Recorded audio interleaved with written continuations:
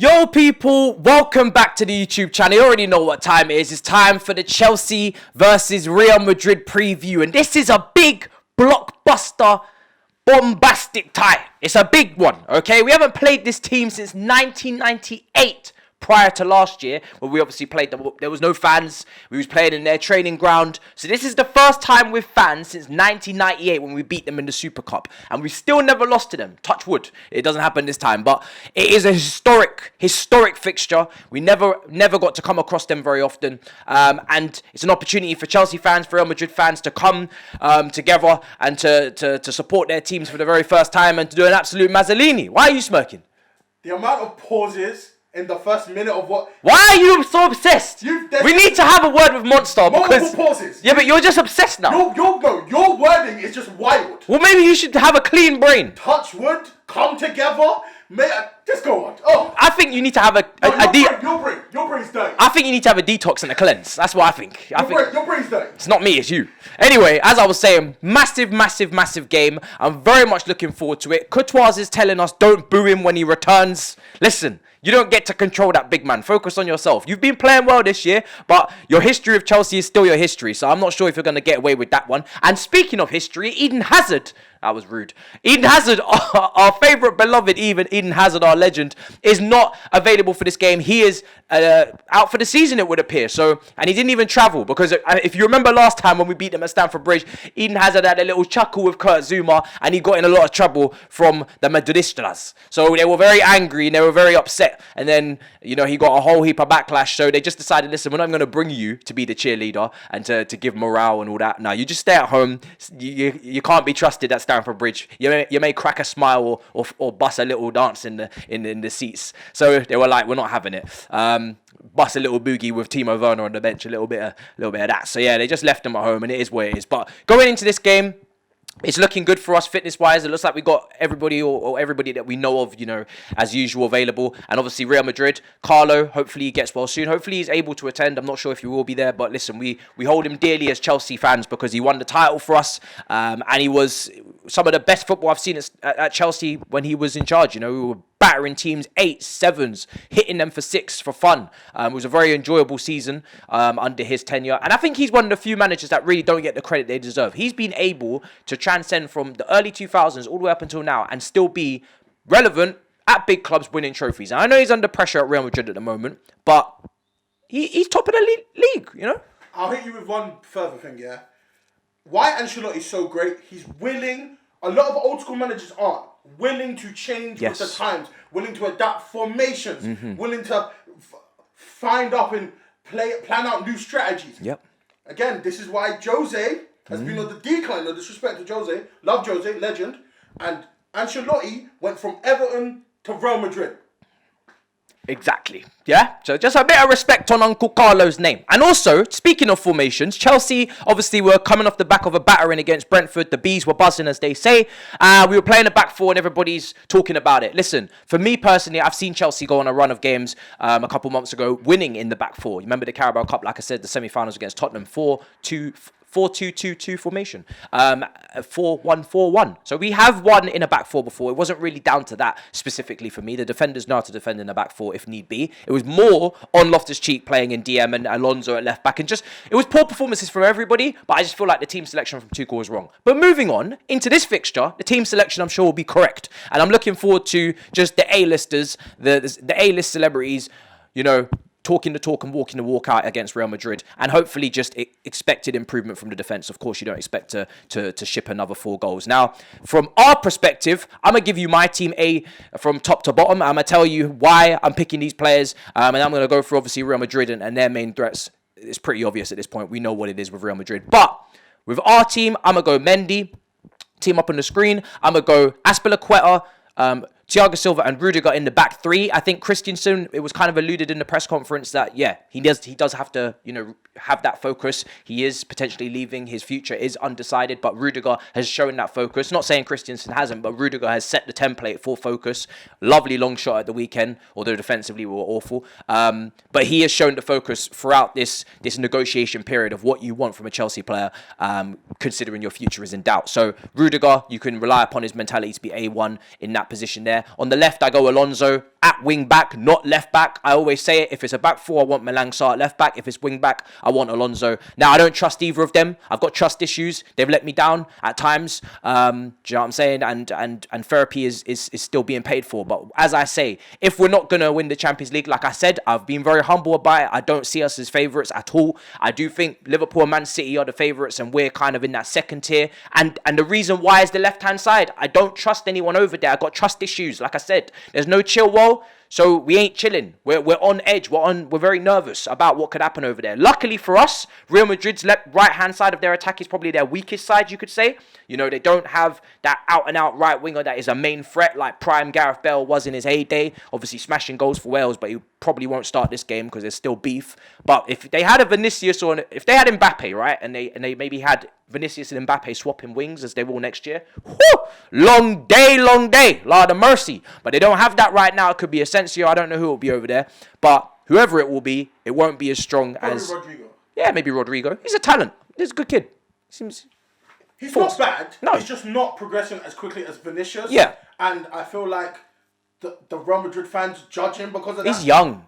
But again, they don't see it like that. They just see, we bought you for a lot of money from Brazil. Odegaard. Produce now. Yeah, Odegaard. You're young, do it now. The Odegaard thing didn't make sense. He was 16. He was never going to be... I know you're just doing your GCSEs, but win us football matches at the Bernabeu now. Makes no sense. None. Speaking of Odegaard, he has an absolute howler of a game against Palace. Oh, he was terrible. Awful. Terrible yesterday. Oh my! We digress.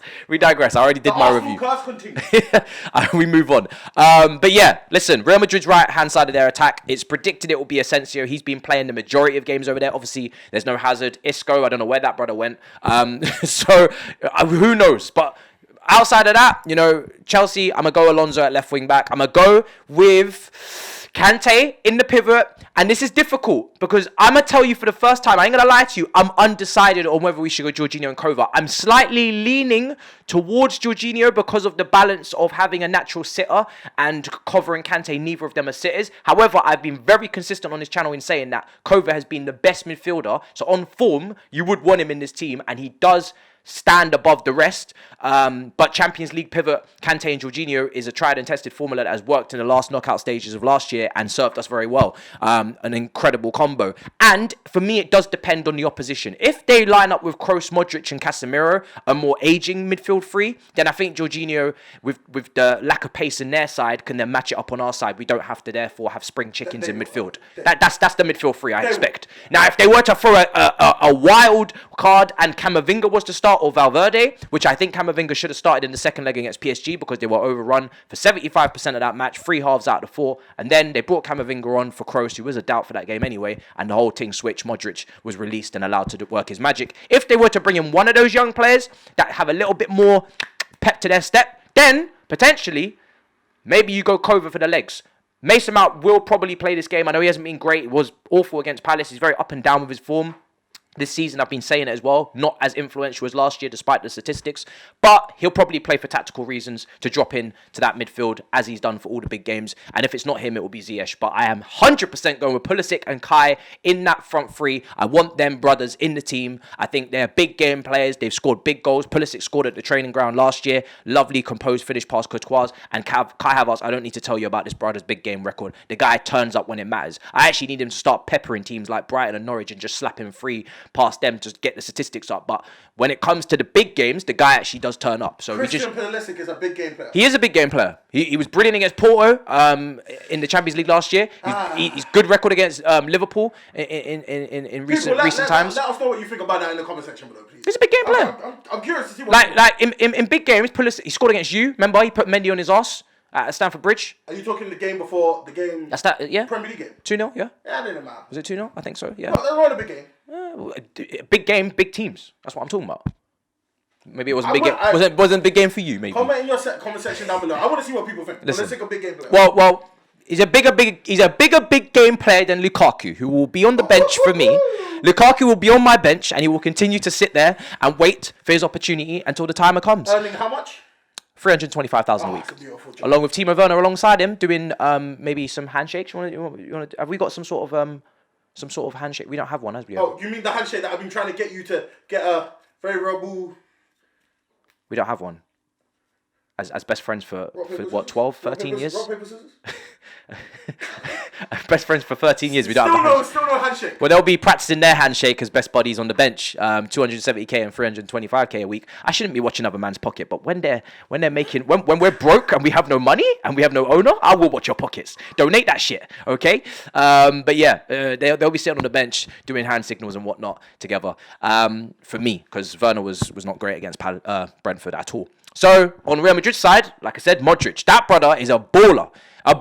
And so is Benzema. And these are the technical gods we have to watch out for at Stamford Bridge. There's no away goals, so it's not a big thing with that. Obviously, I'd love for us to win the first leg. I think getting a win before you go back to the Santiago redevelopment Bernabeu. Woo!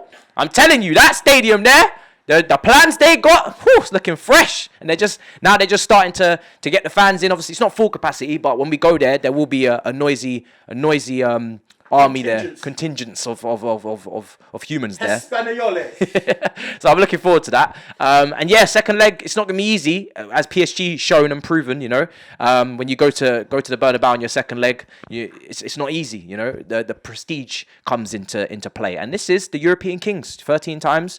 You have to pay them homage, pay them respect. They got experience. They've won it 4 times. Most of those players out on that pitch for them. So yeah, for us, we just have to be on our A game. This is a great opportunity to showcase our knockout ability. We have got to every single final under Tuchel since he's been in charge. We haven't won every final, unfortunately, but we've got to every final, which shows we're a good knockout team. And Real Madrid are on record as saying they didn't want us. They'd prefer actually Man City and Liverpool, which is crazy. But that's what they said. No, don't shoot the messenger. Don't shoot the messenger. It's what they said. Them boys were trying to go home early. Yo, the confidence. You got a Atletico tonight. The other half of Madrid. We'll see. Diego Simeone's shithousery sheep. Although Suarez did score 2 goals on the weekend on Sunday. Felix is in decent form. He slapped in 2. Suarez came off the bench, slapped in 2. They use Suarez now. He doesn't play full games anymore. Careful. He comes off the bench and impact. But he's one hell of for 30-40 minutes. God damn. Yeah. So I'm not going to say we're not going to get... Careful. We'll see. Careful, because I've seen what you man did against Lyon. Yeah. Tottenham. Yeah. Long day. Pep's only got to 1 final for Manchester City, so let's see what happens. You know what I'm saying? It's not a guarantee that the man doesn't ghost. But he has been saying in press conferences that he will be bringing some tactical surprises, sarcastically. So, yeah. But anyway, back to us. Like I said, guys, my prediction for this game, I've given you my lineup. My prediction will be a 2-0 Chelsea win. I know it's a strong prediction and it's a confident one, but I'm feeling confident. Brentford hasn't dampened my spirits. What has is the amount of people that showed up at the protest. But we move on. But anyway, you people will pay in the next 15 years. You can go to the games, but you can't go to the protest. The atmosphere was actually horrendous at the game against Brentford. Tuchel was very clear to point out for the proper Chelsea. And make sure that you're making plenty of noise for us against Real Madrid, because we're going to need your support, especially... considering, it's Real Madrid. It's a massive game. It's a night game as well, so I think that will help the atmosphere. Stamford Bridge, I have 3 p.m. It's a bit dodge, but night game, I can testify that they stand up and they're counted for. So no fans?